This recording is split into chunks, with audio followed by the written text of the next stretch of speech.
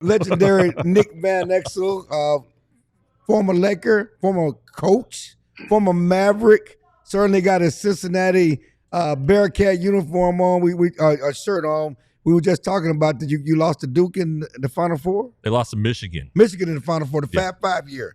Yeah. Back in the day. He also has his own podcast, Quick Out the Blocks. So you can catch that on YouTube. And hey, why you laughing? What's quick out the blocks, Clarence? I'm sorry, I keep doing that. Quick to the point. I'm a track guy. I keep saying quick out the block. Quick Clarence, to the point. Clarence, I was a point guard. It's pretty simple. I was a point guard. He's a point guard. Being a point guard. Quick to the blocks would mean he's a post player. Right. Being a point. My bad. I keep doing that. Quick to the point. Let's talk about Halliburton and SGA in the finals. And what's your impressions of what's going on? Should Halliburton play? Can he play? Will it make a difference at this point? Oh man, I mean, to me he has to play. This is it.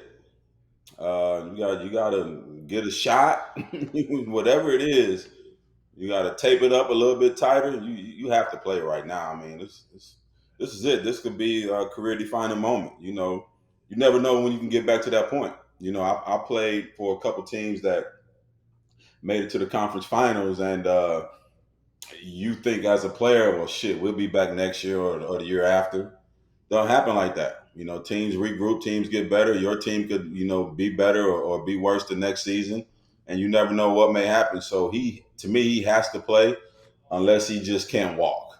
You got to give it a try. I saw a guy by the name of Isaiah Thomas in the final hobble on one ankle. And when I say hobble, I mean hobble. You got to give it a shot. I think he's that good. I think he's still a threat when he's on the court for his team. So knowing the kind of player that he's been shown to be, I think he's going to give it a shot, though.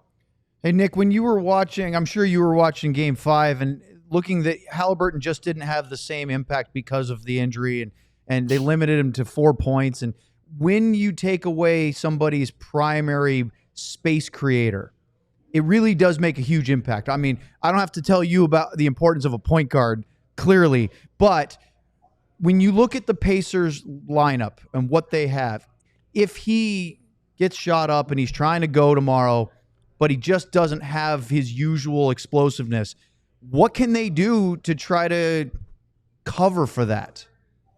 Well, I mean, I think their bench is pretty decent. I think if he gives it a shot and he can't go, TJ McConnell is more than willing to step in and fill that void for him. It won't be the same, but TJ McConnell has his own type of game that really helps the Pacers, and most of the time it's with that second unit, and he would be thrust into an earlier role if that happens. And the game is different when you're starting as opposed to playing against bench guys. It's a total different ball game. And I think TJ is a veteran. He's been around long enough to understand that. And then they have Nembhard, who's very capable of creating shots. I don't know if he's capable of creating shots for others as well as Halliburton. So it'll be tough if Halliburton is not 85 to 90% tomorrow. It'll be tough for Indiana. They got to figure out ways to get that offense going, because we all know that most championship teams, they have that one person who you can give the ball to. That's okay. Here you go, Shea. Go get us something. Indiana doesn't have that, and that's a thing that's showing right now. In this series is you got to have that one guy that can go out and get you a bucket, and of course Halliburton is the one that always sets the table for everybody else, but it's going to be tough without Halliburton. Nick, the Mavs have the first pick. Let's talk about that kid from Duke. What do you like about Cooper Flagg, about his game? What can he offer to the Mavericks? And if you were playing with the team now, what would you be excited about, him kind of becoming a part of this organization? Man, I think Cooper's got it, and what I like most about it is that he's going to be a number one pick that's going to a really good team. And you don't see that a lot. You don't see a number one pick going to a championship contender team. And once these guys get healthy, talking about Kyrie, once he gets healthy and you have a full table, and Cooper is able to learn, and digest everything from AD, from Kyrie, Klay Thompson. Being a rookie and being that good as Cooper Flagg, who I think he's going to be really good. It may not be really good right away, but he's going to be really good at some point. To learn and get all these vitamins from those guys I just named, it's a plus for the Mavs, and it's a plus for Cooper as well.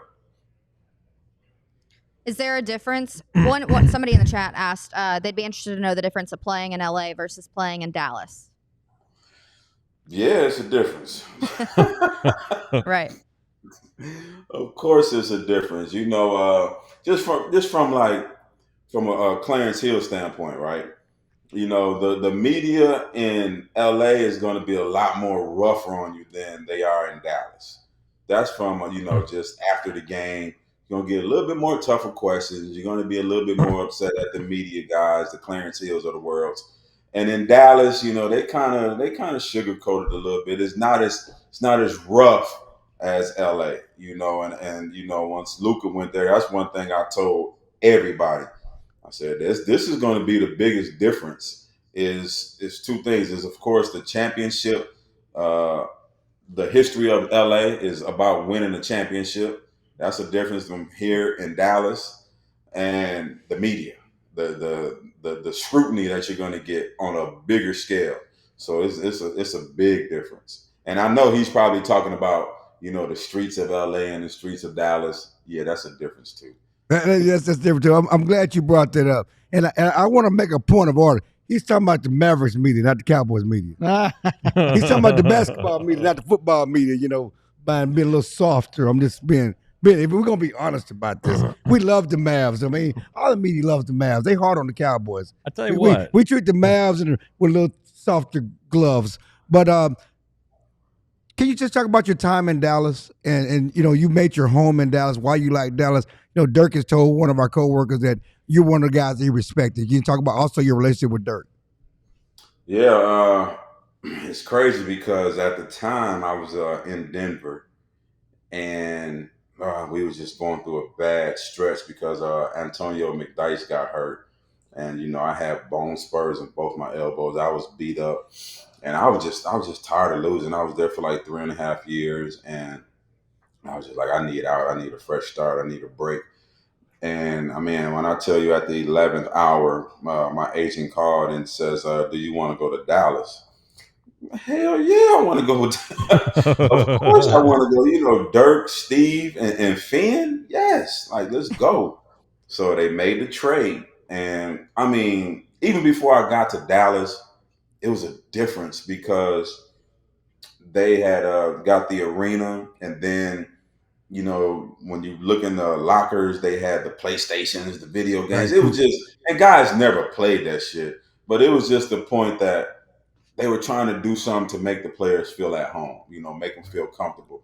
So when they sent us a plane to Denver. So I think it was me, Avery Johnson, Popeye Jones, Rafe LaFrance, and Tariq Abdul-Wahab. And they sent us a plane. So we're all on the plane. And on the goddamn plane, we watching the Mavs play the Boston Celtics. so we're in the air headed to Dallas. So when you talk about all of the things you want as a player and to be comfortable and to feel like, I'm going to a beautiful place that's all about winning. That was the first step in it, right? And so once we land in Dallas, they take us to the arena and they showed us on the big screen and the crowd just went crazy. It just made you feel like, yes, because I always say it's two NBAs. It's the NBA that's the playoff NBA, and then you got teams that don't make the playoffs. That's right. A miserable feeling when you never make the playoffs. And when you have a chance to win something, the notch goes up 100%. So just being around the big three that they had, Mike, Steve, and Dirk, man, it was great. Dirk and Steve, two superstars that never acted like superstars, just real humble guys. My first road trip, back then, you know, you would get messages on your hotel phone. The red light would be blinking. So my red light is blinking. So I'm like, who the hell is going on? Who, you know? And so I pick up the phone and click the message. And this freaking Dirk and Steve on there playing the guitar, singing to me. I'm like, you weirdos. it was just them welcome me to the team. You know, when I was in Denver, I got to shoot the ball anytime I wanted to. And here I knew my world was going to change. But that was just to let me know, like, look, be yourself. And both of those guys were superstars along with Finn. They just always told me, just be yourself. And then, of course, Nelly used to get mad at me when I didn't shoot and snatch me out the game. But it was great, man. That year and a half I had here was great because it felt like home. Like we did a lot of things together as a group. And, you know, I got a chance to see a young Dirk, you know, grow and mature. So had a great time.